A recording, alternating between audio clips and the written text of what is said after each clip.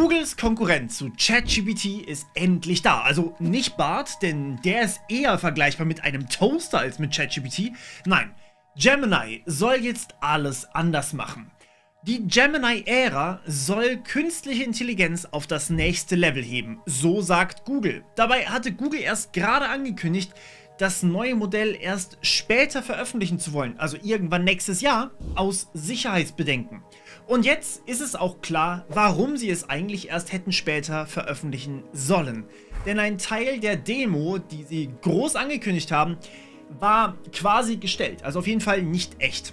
Ich habe also Teile von Gemini auch schon testen können, auch wenn das in der EU eigentlich noch nicht geht. Mein Tipp dazu folgt. Aber ich sag mal so, mittlerweile nutze ich Gemini und ChatGPT parallel.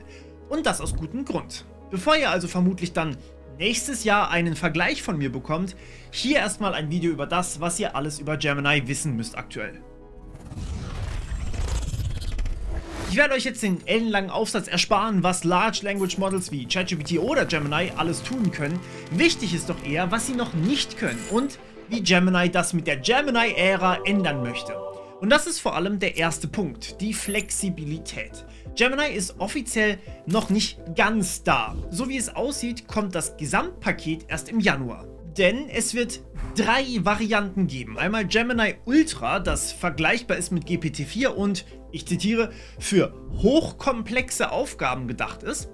Also wenn ihr Rückfragen über eure Bauchkrämpfe vom Weihnachtsbraten habt, solltet ihr bis nächstes Jahr warten. Dann wird es allerdings Gemini Pro geben, das sehr gut in einer Vielzahl von Aufgaben ist, aka es ist okay, aber bitte nichts allzu komplexes fragen.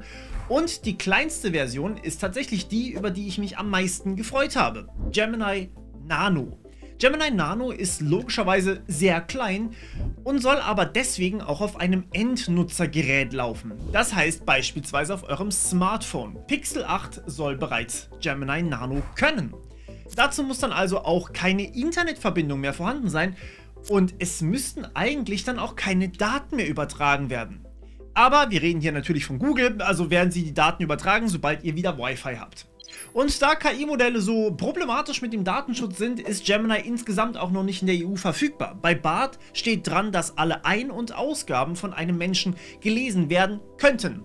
Datenschutz hingegen wird immer wichtiger und es kann euch vor KI-generiertem extrem guten Phishing schützen, wenn ein paar Leute weniger eure Daten haben. Deswegen unterstützt auch Incogni dieses Video. Sie schreiben Datenbroker für euch an und zwingen sie, gemäß DSGVO, eure Daten aus deren Datenbank zu löschen. Für immer. Ich kriege hier alle paar Wochen eine Nachricht, dass mal wieder ein Datenhändler meine Daten weniger hat. Aber ich muss dafür nichts tun. Das läuft einfach für mich im Hintergrund ab. Das Ganze ist ein Abo, da diese Datenhändler einfach ständig im Hintergrund spawnen, ohne dass wir das mitbekommen. Und wenn ich da einfach automatisch wieder gelöscht werde, dann finde ich das ehrlich gesagt großartig. Danke an Incogni für die Unterstützung des Videos. Sichert euch jetzt gerne mit dem Link unten in der Beschreibung euren Deal. Die ersten 100 kriegen wie immer 60% Rabatt, was ich persönlich ultra genial finde. Okay, aber immerhin läuft dann eins der Gemini-Modelle auf eurem Smartphone. Aber noch viel spannender als 3 Modelle zu veröffentlichen, ist das, was Google in ihrem Demo-Video gesagt hat. Human beings in our society would have 5 senses, and the world we built and the media we consume is in those different modalities. Und das ist wahnsinnig spannend, denn KI-Modelle haben in 2023 angefangen, quasi Sinne zu bekommen. Es wurde nicht mehr nur auf Text gesetzt, sondern auch andere Ebenen, andere Modalitäten sind dazugekommen. Multimodalität bedeutet dann nämlich, dass nicht nur das Large Language Model, sondern alle Modalitäten auf das gelernte Wissen zugreifen können. GPT-4 war das eigentlich erste multimodale Large Language Model. Also, man kann ein Bild in die Eingabe stecken und es wird über Bilderkennung quasi bearbeitet. Man kann aber zu dem Bild auch noch etwas dazu sagen, einen Text dazugeben. Was ist da drauf zu sehen? Was steht da? Was bedeutet das? Warum finde ich das eigentlich so schön? Eine reine Bilderkennungssoftware wie Google Lens konnte das eigentlich nicht. Die kann ganz klassisch nur Bild. Ein Large Language Model hingegen kann normalerweise nur Text und nicht Bild. Eine multimodale KI hingegen, die kann das. Beides auf einmal in die Eingabe rein und dann zum Beispiel Text wieder als Ausgabe. Und das war natürlich wahnsinnig spannend, das zu sehen. Ich habe zum Beispiel vor kurzem über den Chromecast ein Bild gesehen vom ungarischen Parlamentsgebäude und ich dachte mir, hey, ich kenne das, war ich da schon mal? Ich konnte es allerdings nicht mehr richtig zuordnen, also habe ich ein Foto gemacht und gefragt, wo das ist. Und siehe da, ChatGPT hat es erkannt. Man kann das natürlich auch mit einer reinen Bilderkennung machen und versuchen zum Beispiel die Bestandteile zu verstehen oder zu kennen. Aber durch diese Multimodalität ist der gesamte Erfahrungsschatz eines Large Language Models, der ja riesig ist, ich erinnere mal, mehrere Billionen Neuronen, all dieses Gelernte ist dann geteilt, egal ob ich Text eingebe, egal ob ich Bild eingebe oder ob ich vielleicht beides sogar kombiniere. Das ist bei GPT-4 Vision der Fall. Google geht hier allerdings mit Gemini noch einen Schritt, oder sollte ich sagen, 2 weiter. Sie bauen nicht nur Text und Bild zusammen, sondern auch noch Ton. Das scheint naheliegend, immerhin kann man mit ChatGPT ja auch telefonieren. Übrigens auch in der Gratis-Version, das solltet ihr wirklich mal testen. Aber im Hintergrund macht ChatGPT was anderes als Multimodalität. Es nimmt nämlich euren Ton von Mikrofon auf und nutzt dann die KI Whisper, um den Text aus eurem gesprochenen Ton zu generieren. Dann nimmt es allerdings nur den Text, also nicht eure Audio, und baut mit GPT-4 eine Antwort. Und anschließend wird diese Textantwort vorgelesen mit ihrem Text-to-Speech-Modell. Google Gemini ist direkt auf Ton mittrainiert und kann das natürlich nativ verarbeiten. Und das eröffnet deutlich mehr Möglichkeiten. Zum Beispiel Musik. Das geht mit ChatGPT überhaupt nicht. Aber ich mache auch noch ein anderes Beispiel. Du bist hier zu Gast. Du bist hier zu Gast. Beides mal selber Text, aber der Subton ist so unterschiedlich, wie er kaum sein könnte. Gemini wird damit vermutlich umgehen können. So sagt es zumindest Google. GPT-4 nicht, denn GPT-4 extrahiert nur den Text und verarbeitet den und der ist derselbe. Auch Musik ist übrigens mehr als nur der ganze Text. Die Melodie, die übrigens auch bei gesprochener Sprache komplett entscheidet, ob wir was als Ironie, Sarkasmus, ernst gemeint oder vielleicht sogar freudig erwartend wahrnehmen, diese Melodie ist für menschliche Interaktion komplett entscheidend. Und das sind nicht mal alle Modalitäten. Klar, Text, Bilder und Ton sind mächtig. Aber laut Google gibt es noch 2 separate Modalitäten, die sie auch in Gemini hinzugefügt haben. Code und Video. Ich wusste nicht mal, dass man Code als einen extra Sinn betrachten kann, aber hey, Google sagt ja. Gut, das freut mich. Code ist allerdings natürlich praktisch, behandeln wir aber A auf dem anderen Kanal und B, wenn ich das wirklich auch testen konnte. Was mich mehr fasziniert, ist Video. Klar, Videoerkennung wird immer besser, aber ein KI-Modell, das Video kann und versteht, was dahinter steckt, ändert fundamental einfach alles. Denn Video, genau wie Ton, ändert sich über Zeit. Ein Bild ist ja einfach ein stilles Bild, das bewegt sich nicht. Ein Video sind sehr viele Bilder. Und dadurch kommt eine zeitliche Ebene hinzu. Stellt euch den Unterschied so vor. Ihr habt zum Beispiel eine Person noch nie gesehen. Vielleicht habt ihr ein Bild, Tinder zum Beispiel. Ihr textet mit einer Person auf Tinder. Ihr wisst dann aber nicht, wie diese Person etwas meint, wie sie zu etwas steht.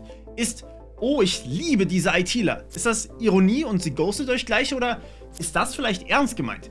Mit Ton ist das schon sehr viel einfacher. Mit Bild hingegen habt ihr sogar die Möglichkeit, Emotionen in Echtzeit zu analysieren, anhand der Mimik. Und das ist historisch gesehen einer der wichtigsten Punkte für uns. Wir erkennen Mimik sehr, sehr gut und sehr leicht. Wir setzen aber auch Mimik ganz unterbewusst ein.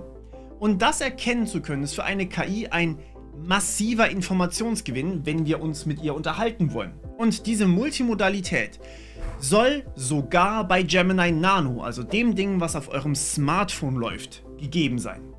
Aber wie ihr vermutlich schon anhand des Logos von Gemini gesehen habt, bei echter Multimodalität wird auch Ausgabe in mehreren Modalitäten erzeugt und das ist neu.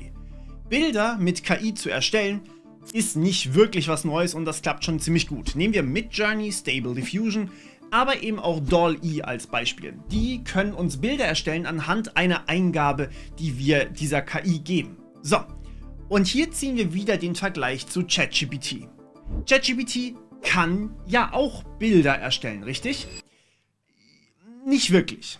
ChatGPT selbst baut eigentlich nur eine Eingabe für DALL-E und DALL-E baut dann diese Bilder. Anfangs konnte man das ganz gut sehen, mittlerweile versteckt ChatGPT das übrigens ein kleines bisschen besser. Das kam ja wohl aus den USA. Es ist also auch hier keine echte Multimodalität, sondern eigentlich sind das zwei verschiedene künstliche Intelligenzen. Einmal das Large Language Model GPT-4 und das schreibt die Eingabe für diese nächste KI DALL-E. Und das merkt man, und zwar extrem. Zum Beispiel, wenn ihr jetzt hergeht und ein Bild in ChatGPT reinpackt, einfach irgendeins, und dann sagt, erstell mir genau dasselbe Bild nochmal. Normalerweise würde jetzt hier das Bild einfach nochmal ausgegeben werden. Bei ChatGPT ist es jetzt so, es beschreibt das Bild und anschließend versucht es, das zu reproduzieren mit einem Prompt für DALL-E. Es verändert sich also teilweise wirklich grundlegend. Klar, wenn ich euch ein Bild beschreibe mit Sprache, habt ihr natürlich auch ein anderes Verständnis davon. Ich zeige euch das. Das Bild zeigt einen dichten tropischen Regenwald mit üppiger Vegetation, darunter verschiedene Arten von Farnen, Palmen und anderen Pflanzen, die um Licht und Raum konkurrieren. Das ist das Bild, das ich beschrieben habe. So sieht's aus. Habt ihr euch das so vorgestellt? Wird ein Modell allerdings multimodal, dann sind ja Eingabe und Ausgabe direkt miteinander verbunden. Wie genau sich das äußert, das müssen wir tatsächlich erst noch sehen, das können wir noch nicht testen, aber wenn ich dasselbe Bild rausbekommen kann, dann wäre ich schon sehr, sehr glücklich dabei.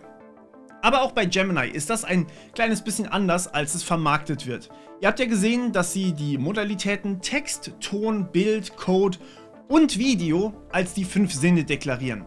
In ihren Logos stellen sie es so dar, als würden 4 Eingaben und 4 Ausgaben machbar sein. Aber das stimmt im aktuellen Zustand überhaupt nicht und auch laut Forschungspaper ist das falsch. Aktuell sind 4 Eingaben, also Text, Ton, Bild und Video, möglich. Aber es gibt nur 2 Ausgaben, die direkt möglich sind, nämlich Text und Bild. Das ist zugegebenermaßen natürlich mehr als bei GPT-4, aber so wie es immer dargestellt wird, dass die Ausgabe auch direkt aus dem Modell kommt, das passt zumindest nicht zu dieser Information. Stattdessen ist dieses Beispiel dann doch eher langweilig. How to pronounce the word Lunar January in Chinese? Option A, 正月. Option B, 正月. Which one is correct? Which tone is the correct tone for the first character? Option A. The first character is pronounced with the first tone. Hier wird nach einer richtigen Aussprache eines Wortes auf Chinesisch gefragt. Klar, dann wird Gesprochenes verstanden und dann übersetzt und dann wird nicht Ton, sondern Text von diesem Modell ausgespuckt. Dieser Text wird dann in einen Text-to-Speech reingepackt und ausgesprochen. Natürlich wird das dann richtig ausgesprochen, denn das macht ja ein völlig anderes Netz. Das Ganze ist zwar erstmal seltsam dargestellt und vielleicht auch ein bisschen irreführend, aber wenn wir das mal so betrachten, ist es verdammt beeindruckend, dass sowas überhaupt geht. Bevor wir uns aber um die falsche Darstellung bei Gemini insgesamt kümmern, wie gut sind eigentlich diese neuen Modelle wissenschaftlich betrachtet? Wie vergleichen sie sich mit GPT-4? Google hat in ihrem Paper einiges zu der Performance gesagt. Es gibt einige akademische Benchmarks, die man zu Rate ziehen kann. Die sind aber derzeit noch unterteilt in Aufgaben, die man auf Text lösen muss, Audio, Video, Bild etc. Die genaue Tabelle seht ihr hier bzw. findet ihr im Paper. Wir starten mal mit den Textaufgaben. Eigentlich sieht man ja hier recht eindeutig eine Abstufung. Ganz unten ist Metas Open Source Modell Llama 2. Es folgt GPT 3.5, also das Modell hinter ChatGPT, das man gratis nutzen kann. Dann folgt Grok, die neue KI von Elon Musk und seiner Firma xAI.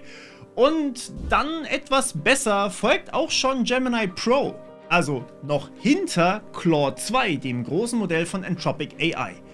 Und das ist, wie auch bei Grok übrigens, keine gute Performance für Gemini Pro. Ein gutes Stück besser als Claude ist dann in fast allen Tests eigentlich GPT-4. Und jetzt kommt's. In fast allen Tests, bis auf einem einzigen, ist Gemini Ultra führend. Ich wiederhole nochmal.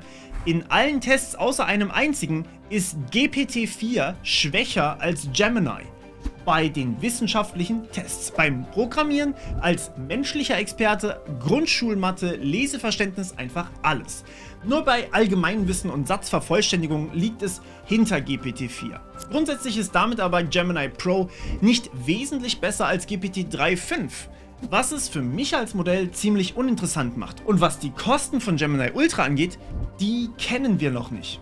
Dass allerdings Gemini Ultra mit 90,04% im MMLU-Test abschneidet, ist sehr heiß diskutiert worden. Der MMLU-Test ist sowas wie ein Examen-Benchmark und wenn man Menschen diesen Test machen lässt, dann schneiden Experten auf diesem Gebiet mit etwa 89,8% ab. Die Examen sind natürlich ohne Spicken, Uni-Level-Prüfungen, all das quasi. Gemini Ultra schlägt jetzt also menschliche Experten bei einigen Fragen. Allerdings wurde auch hier wieder ein bisschen marketingmäßig ausgewertet. Gemini Ultra wurde mit Chain of Thought 32 mit 5Shot bei GPT-4 verglichen. Einmal ganz kurz erklärt. Bei 5Shot bekommt GPT-4 5 Beispiele, wie so ein Test aussieht, was die richtige Antwort ist, was man alles dazu braucht.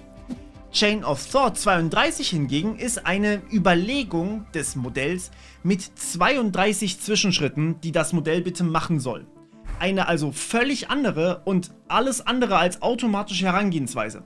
Schaut man in das Paper, wird diese Unklarheit aufgedröselt. Nutzt man Chain of Thought, also die Zwischenschritte, steigert sich GPT-4 auf 87,29%. Aber Gemini Ultra ist immer noch bei 90,04, was GPT-4 schlechter und Gemini besser macht als die menschlichen Experten. Nutzt man 5Shot hingegen, ist lustigerweise Gemini Ultra bei 83,7%, also 3% unter GPT-4. Und auch hier, Gemini Ultra ist, wenn man die richtige Technik nutzt, eigentlich stärker als GPT-4. Aber trotzdem wurde auch hier wegen einem einzigen Prozentpunkt für das Marketing etwas eigentlich falsch dargestellt oder zumindest verwirrend. Naja, aber auch bei anderen Tests, wie zum Beispiel dem Übersetzen, schneidet eigentlich Gemini Ultra besser ab als GPT-4, außer man übersetzt von Englisch in irgendwas anderes. Und auch bei der Bilderkennung oder dem Bildverständnis wird hier GPT-4 Vision immer geschlagen. Eigentlich ist Gemini Ultra laut diesen Benchmarks dauerhaft besser. Einen interessanten Vergleich gibt es hier allerdings trotzdem. Bei dem Unitest, wo wir vorhin gerade hatten, wo Gemini Ultra menschliche Experten mit 90% schlägt, genau diesen Test haben die Forscher Gemini Ultra einfach auch mal gegeben, aber als Bilddatei, also ohne dass der Text analysiert werden durfte. Das Ergebnis war 59,4%, also komplett einfach nur das Bild. Gemini Nano war übrigens nur halb so gut. Und auch hier ist es so, Gemini Pro liegt immer unter GPT-4 Vision und Gemini Ultra liegt immer über GPT-4 Vision. Und sogar bei Spracherkennung ist in diesem Fall übrigens sogar Gemini Pro wahnsinnig gut.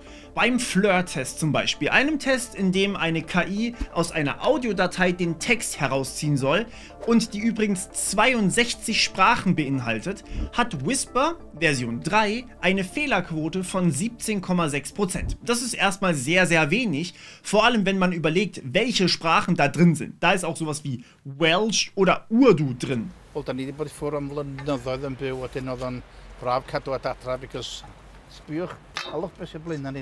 Also, Whisper Version 3 von OpenAI übrigens hat 17,6% falsch gemacht.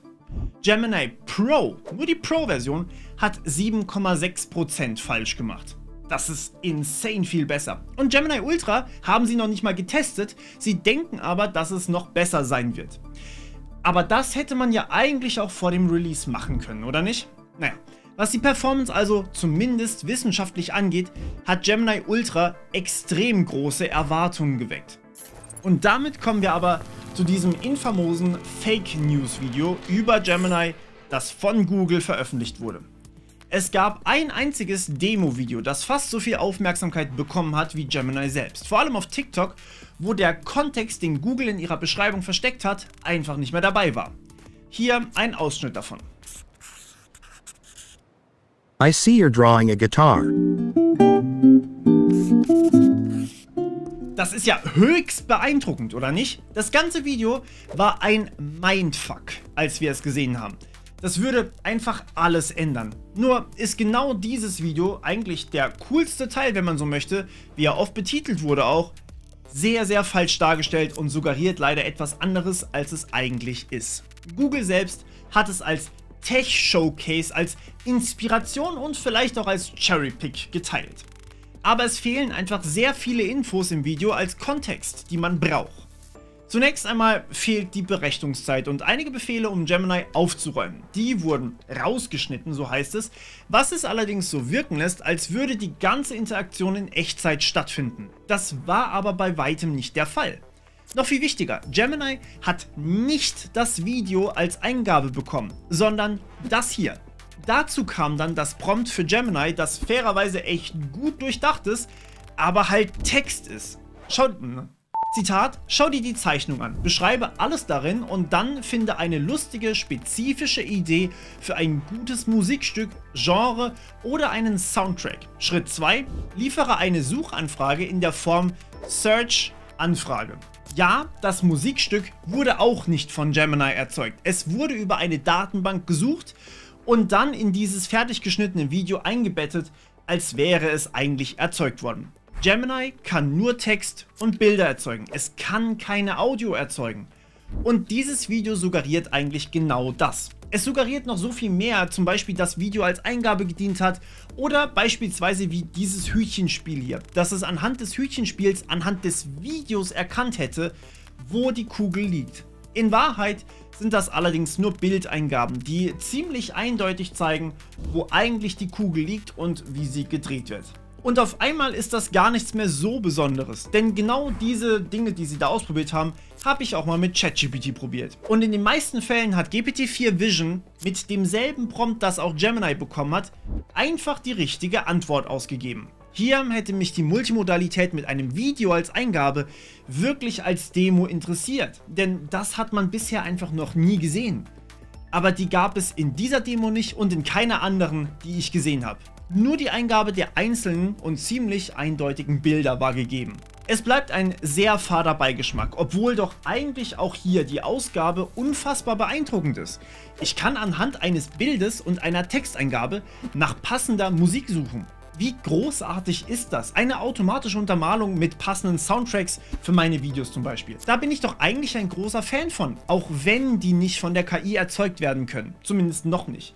Das kommt dann, wenn YouTube und Universal noch ein wenig länger zusammenarbeiten, aber das klären wir wann anders. Naja gut, kommen wir also mal zur praktischen Anwendung. Gemini ist noch nicht vollständig verfügbar. Nutzt man BART, bekommt man in Deutschland bzw. der EU aktuell noch das alte Modell Palm 2, das man also eher mit GPT 3.5 vergleichen kann. In der EU wird es wohl Anfang nächsten Jahres an den Start gehen. In den USA hingegen kann man schon ein wenig testen. Gemini Pro ist dort gratis in BART integriert. Wie üblich könnt ihr natürlich die Dinge in den USA nutzen, indem ihr einen VPN oder einen Proxy nutzt, aber auch dort ist genau genommen eine Mischung aus Palm 2 und Gemini am Start. Gemini kommt noch nicht völlig alleine zum Einsatz, zumindest soweit ich das testen konnte. Gemini Nano soll auf Pixel 8 Pro Geräten nativ zum Einsatz kommen, aber auch das braucht noch ein bisschen. Und auch Gemini Ultra gibt es noch gar nicht. Diese ganzen Websites, die aktuell also behaupten, sie haben Gemini getestet, haben also entweder direkten Kontakt zu Google oder sie nutzen dann doch das, was eigentlich noch gar nicht richtig fertig ist und Gemini Version 0.5 ist sozusagen.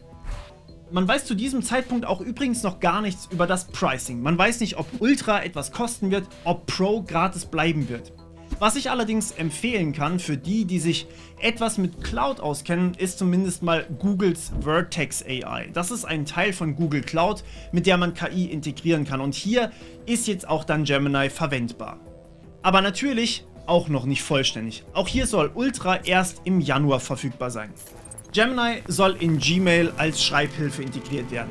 Der Assistant soll BART-powered werden. Google Fotos bekommt einen Magic Editor, Google Docs, Google Workspace, natürlich auch die Google Suche sollen alle eine BART-Integration bekommen. Google zeigt hier natürlich Microsoft ganz klar, wo ihr Hammer hängen soll. Es ist ein bisschen lustig. Microsoft wollte ihnen eigentlich mit Bing zeigen, wo sie plötzlich hinwollen. Und jetzt zeigt Google Microsoft, dass sie auch eine Cloud und Google Docs als Alternative zu Microsoft Office haben. Beide packen KI einfach überall rein, um die Büroarbeit möglichst einfach zu machen. Nur, dass Google natürlich auch noch den Smartphone-Markt mit Android und den Assistant-Markt hat. Und natürlich haben sie diese Plattform hier, YouTube. Und hier wird die Spracherkennung, Inhaltserkennung, aber auch Sprachgenerierung einschlagen wie eine Bombe. Um ehrlich zu sein, das seltsame Marketing hätte es nicht gebraucht. Diese Verwirrung und die falschen Darstellungen. Denn eigentlich kann man hier so viel mitmachen. Coding, Sprachen lernen, Kreativität, aber auch Ernährung, Urlaub oder einfach nur Gedanken sortieren und Ideen ausarbeiten. Und dass wir nun Text, Bilder und sogar Audio direkt eingeben können, das ist wahnsinnig cool. Video allerdings, das glaube ich erst, wenn ich es wirklich mal gesehen habe, denn ich könnte mir vorstellen, dass das bei Release noch nicht dabei ist. Das Marketing hat hier allerdings einen ziemlich sauren Beigeschmack für mich verursacht. Ich bin mir zwar sicher, dass wir es bald überall sehen werden, aber am Ende sind solche Benchmarks ohnehin eigentlich nur Schall und Rauch. Wenn ChatGPT mir sagt, ich soll die Dokumentation lesen, dann ist das zwar ein guter Tipp, aber ich bin zu faul und genau deswegen nutze ich ja ChatGPT. Ihr bekommt auf jeden Fall natürlich Reviews und Vergleiche von mir, aber natürlich erst, wenn ich das auch wirklich selbst ausprobieren kann. Und ich versuche mich dann auf die wichtigsten alltäglichen Aufgaben zu konzentrieren. Wenn allerdings die Forschung an so einer wichtigen Technologie unter Konkurrenzdruck geschieht und Google mit Red Alert in alle Produkte, die wir jeden Tag benutzen, immer alles reinstopft, dann wird es mal wieder nicht so lange dauern, bis ein paar schlaue Köpfe anfangen mit Gemini, Malware und Viren und Co. zu schreiben. Ja, also ich finde, es wird Zeit, dass wir einfach mal als Menschheit zusammen an etwas arbeiten. Aber das bleibt wohl wahrscheinlich ein Wunsch. Naja.